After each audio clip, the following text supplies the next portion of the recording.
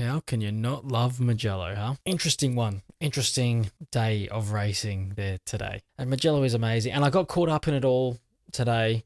So I've gone Ducati this afternoon just because, like I said, I've been caught up in it all. The passion of the Italians and stuff like that. So we're in Ducati. I'm just a supporter today. I'm just supporting a team today. I don't normally support a team, but here we are. This is our round 7 wrap for Mugello here. As always, everything's going to be timestamped, chaptered below. Skip to whatever you want. Today we're starting with Moto3. For those of you who want to skip forward to MotoGP, go ahead. But Moto3 was great. So you might want to stick around. David Alonso did what we all thought he was going to do this week. After being like a second quicker than anybody in every session all weekend, he won the race as we expected. It was closer than maybe some people may have expected it to be. Mugello's a weird place for Moto3 because it's the kind of place where you can be almost a second lap quicker than everyone else, but because they might still be within the second as you pull onto the start-finish straight, they can just sort of slipstream back up to you and you can never pull away. It's just one of those places. It's one of those places that actually you don't often get a lead, like a breakaway group, because everyone sort of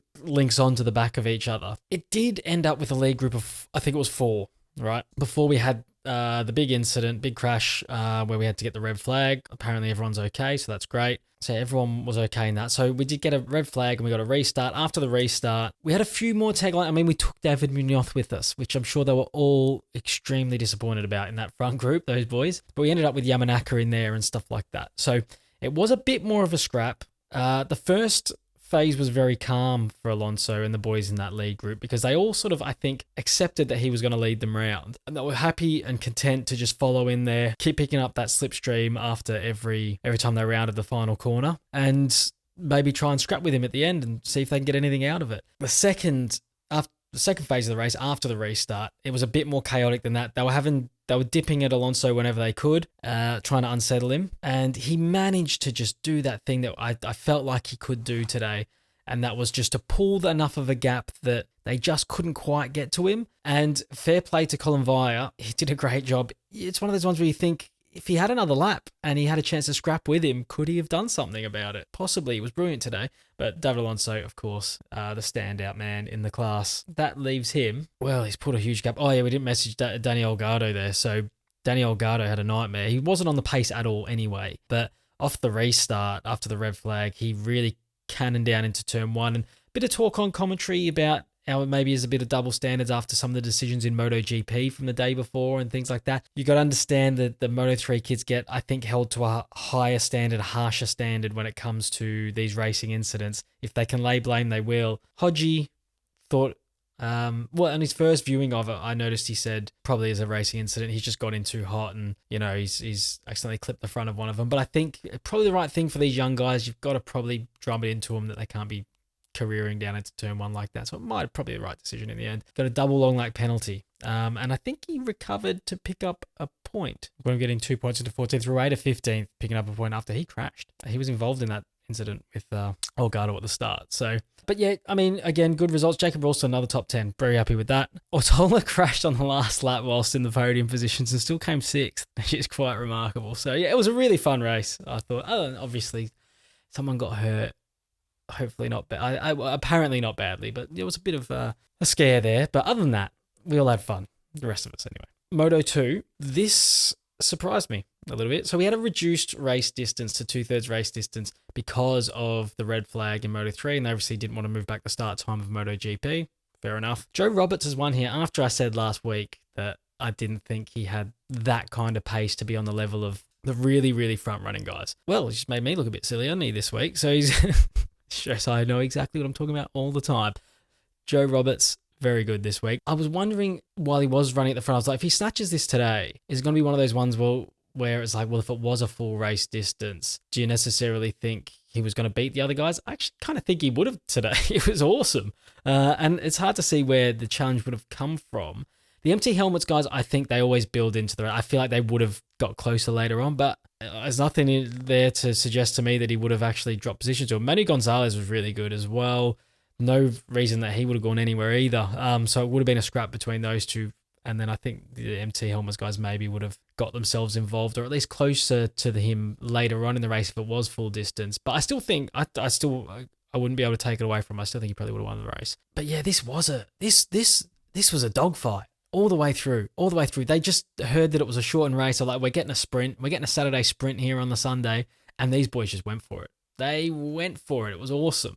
And there was just overtakes every lap, lead changes. Brilliant from Roberts, like I said, to win that. After there was at one point where he really got pushed really wide, hard move on him, and he just settled back in, got going again, and went straight back to the front. And just a proper dogfight. This was awesome. Really good watch, this race. Bit disappointed it was as short as it was in the end, but I do know it's one of those ones. Do they go that hard if they know it's a full distance race? Or is it just because it was a shortened race, 2/3 distance, and they were like, let's fucking go with it, go for it, let's have it. And yeah, it was cool. It was really good. And we got to talk about Fermin again, because we mentioned last week that, you know, the questions will start to get answered now. Have Ducati gone a bit early on him? I think it's probably a year early. I mean, the way he finished last season, I was like, can you blame him? But it's one of those ones where it's like the cards are all in their hand. They didn't need to move that early on him. He would have waited. If the Ducati ride's on offer, kid like him is going to wait. He's not going to get tempted away from that, is he? If they just said, look, just get through the next 5 races and we'll chat to you. He's not going to go, well, I'm not waiting that long. I'm off to Honda. Piss off he is. Like, they probably could have waited 5 races and then they may not have made this decision. But they've done it now. And I do feel a little bit like a lot of this misfortune this year and a lot of the times where, like this weekend, for example, he's got himself caught up in this crash. I didn't see much of it in the footage, to be honest. I don't know if he went off on his own or if he was helped. They only showed it on board during the telecast. Not entirely sure if it was all his fault, but again, he's been put there by circumstance. I think with a lot of the situations this year where he hasn't performed, he has been put in that situation by circumstance. So this week, he had a neck issue, wasn't able to qualify, which means he starts further down the field. Going into the first corner, he gets caught on the outside. Someone runs across the front of him a little bit, so he has to sit it up a bit and goes really wide. He ends up in about 18th or 19th after the first corner. Is he quicker than that this weekend? He absolutely is. He's in the front group, but circumstances left him in that situation, and then from being in that situation, he's ended up crashing. So I do think there is an element of that to it. I don't think he's a worse rider than he was last season, but I would agree with people who say maybe they have gone a year early on promoting him. But look, he'll get his head down. He'll probably win more races before the end of the season, and we may all forget about this conversation. So just had to bring him up. But yeah, I had a lot of fun watching this one today. Now let's get on to MotoGP. And I've got to start by saying the factory Ducatis in there, Azzurro blue, looked so good. So good. I loved it. I love that tone of blue. I thought the little touches like the names on the back were great. And the team all had the names on the back as well. The Gigi and all that all had their surnames on the back. It was great. I thought it was brilliant. And the boys delivered. And I will say on that, it was a bit of a nothing race. It was like watching a Formula One race without pit stops this week until the last 3 laps when, well, first Marc was the first guy to actually put a move in all day. Thank you. To put Bastianini behind him, because that meant Bastianini had to go through 2 of them, because we know he gets quicker as the race goes on, Bastianini. He's one of the only guys that his pace doesn't drop off as much as the others. So when he was that close to the front, I feel like if Marc never went past him, was there a potential for a challenge for the win on?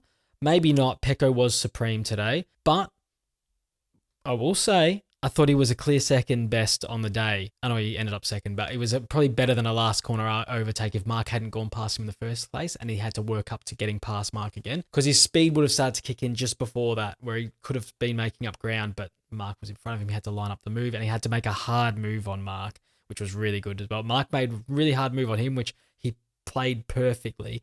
And then Bestia just returned serve on that one. It was awesome. Great move. Just left him with nowhere to turn in. And you can't ask for more than that if you're an AR there. And then I will say, I mean, I've gone all Ducati. Like I said, I've gone all Ducati today. I'm a bit of a fan today. My Italian heritage got the better of me when Bastianini slid that up the inside and got underneath Martin in the final corner. And all of a sudden, I found myself on my feet in my living room yelling at my TV, you know, Forza Azzurri, you know, come on, boys. I don't know why I got so riled up. I loved it. And I got caught up in the Italianness of the moment.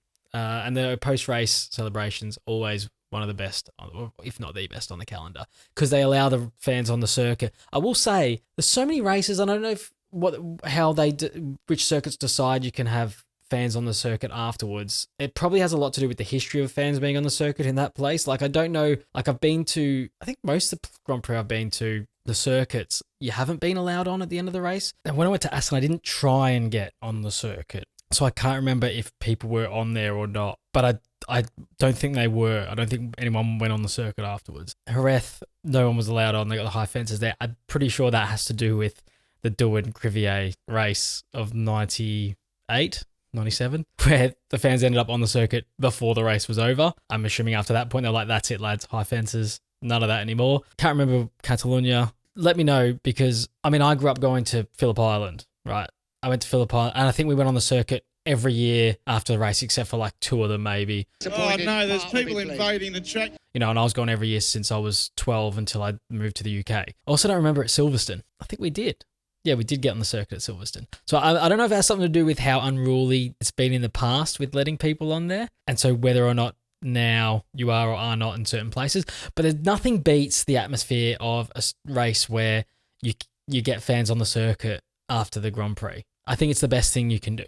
Let people on there, go nuts, have a good time. I remember when kids were going out there and grabbing like bits of rubber and stuff off the road, like the marbled up rubber and stuff like that, and you know, bits of gravel or whatever you wanted to take home with you just for a laugh, a bit of memorabilia for you. I think it's the best thing. Anyway, I've gone off on a tangent here about track invasions, but my point is, you can't beat that atmosphere. The races where you get the fans on the circuit afterwards are the best. It's one of my favourite things in the world to just do is get onto a circuit after Grand Prix and just chill and walk around and not have to worry about getting home, you know, out of the car park for like 2 hours like you have to do at Phillip Island, or try and get out of the circuit, line up for a bus or like shuttle bus or something. Like, you just want to just chill and just go home later and just hang out at the circuit and just sit there on like one of the turns or something. It's awesome. But anyway, what have I even spoken about so far? Pecco was utterly brilliant here. I mean, not everything in the weekend went exactly right, because he obviously got his penalty and he didn't start from pole, which I think we're all expecting him to start from pole. Everything else, as if he could have dreamt it. His start in the sprint,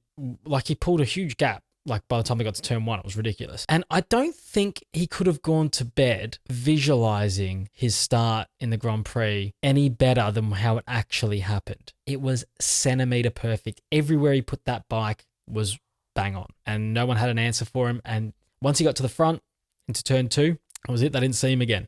Well, Martin almost saw him again, but they didn't quite. You felt like he always had the ability to keep them at an arm's length. And this is what Pecco can do. Every week that you doubt him, you know he has this in his locker. He stuffed up on Saturday in Catalonia, and then he's won 3 on the bounce since then. But you know that this doesn't keep up forever with him. There's going to come back to that cycle again. It's going to get to a point where he's going to do that again, where he's going to like crash in 3 sprints in a row or something, and Martin will win all 3, and it'll be like, well, he's giving up points again. So there is a chance that happens again. I think it's a high chance. But when he's hot, he's hot. You can't stop him. And I think maybe often doesn't get enough credit for that, how good he can be when it's like that, how precise he can be. And you know, there was a suggestion there, Martin, you thought maybe he was coming back a little bit, but it's only because, I'm telling you, it's Bagnaia has run wide on a corner. It's not because someone's started to catch him, you know. And then as soon as he did that, the next lap, what did he do? He dropped his pace again and just put them back out at an arm's length. Everything he did was so bang on today. And it brings the points down to 18, the championship lead for Martin. An informed Pecco, 18 points down. At what point does he become your title favourite? Like right now, going into Aston in 3 weeks' time, would you fancy him over Martin for the rest of the season? Let me know in the comments. I still think Martin has enough raw pace that he could just easily just go and win the next 2 races and be like, see you later. But they both have a crash in them. So in terms of the consistency, I think they're pretty even. On raw pace, I'd probably have it to Martin. But in terms of being able to just turn up on a Sunday, and the raw pace gets Martin a lot of sprint wins, but the ability to turn up on a Sunday and just go, I'm going to lead this start to finish, I think Bagnaia is your guy. So tell me who you've got as your title favourite right now at 18 points. I mean, when it was out over 30 points, there was no question. It was Martin's your favourite. He was flying. But now that it's under 20 points and Bagnaia has the ability to sort of get his head down and get on a roll, does he become your favourite now? But Martin I thought was good. I thought Martin was really good. I didn't expect this much from him today. Yesterday in the sprint, I thought if he'd stayed on, I don't think he was quick enough to stay on the podium. I thought he was lacking pace. And today, I mean, he's ended up 3rd. Bit unlucky that he got caught in the last corner, but like you said, Bastianini things, you're late in races, he'll get you sometimes. But I thought he rode as good a race as he possibly could. He had more pace than I thought he was going to have, and he used it well, and he managed well, and he never looked like he was trying to hurt himself to go and try and catch Pecco, but he just thought, you know, I'll keep him honest. Hopefully I can force him into a mistake. If not, I'll pick up 2nd. He's ended up 3rd. Bit unlucky, like I said, but I thought he rode a really good race. Marquez, first time off the podium in a while, I want to say. So there's that. He's still there or thereabouts. He's in amongst it. Pedro Acosta, really good. Franco Morbidelli, we spoke about him negatively last week. Not for his pace, but for his just, like, ability to just stay on it and bank some points. He's finally put a good haul of points on the board with a 4th and a 6th this weekend. So he's gone to the lofty heights of 31 points. So, and we're expected to be on a lot more than that. But now that he looks quicker than Bez, Alex Marquez, Digi almost as well, you know, it's like he might start hunting a few of them down in a minute. He would have been happy with his pace early in the season, considering he missed all the testing. His pace has been good until now. It just hasn't kept on the bike to bank the points. You know, so this week he's done it. He's done it really well. And then do we want to go through some negative ones this week? I mean, it's the same names. It's the same names again. Bez disappointing again. Miller disappointing again. Yeah, Augusto Fernandez. Don't know what happened with him. He's had an issue early in the race, but you know, he wasn't going to finish anywhere near the front anyway. So yeah.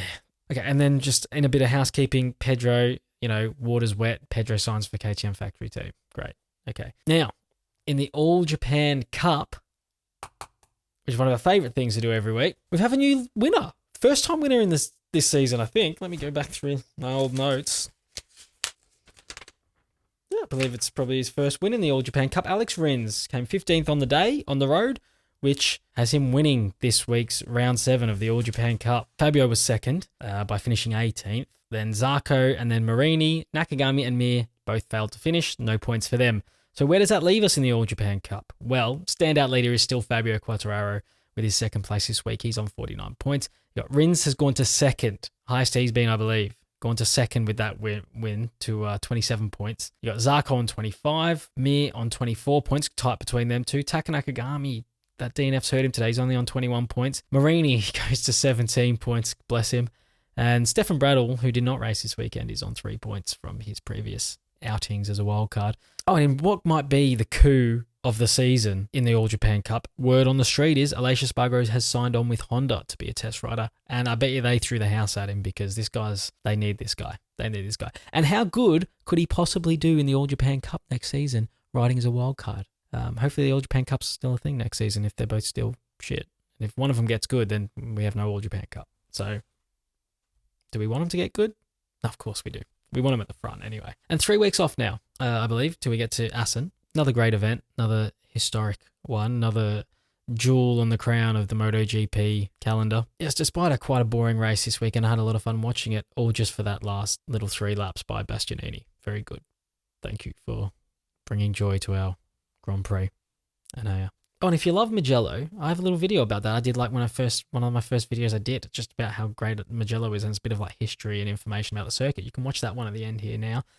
Click on that. Yeah, we'll try and get some fun videos in this 3 weeks here, shall we? If you I've been doing my shorts about, the Grand Prix rides, the streets won't forget. You guys have been enjoying those, so by the view count anyway. So we'll try and get a couple more of those done and maybe get another fun video in there while we have no actual racing to talk about. So look forward to that. If you want to see all that, you're going to have to subscribe. And we'll see you on one of those on the next one. Have a lovely week. Goodbye.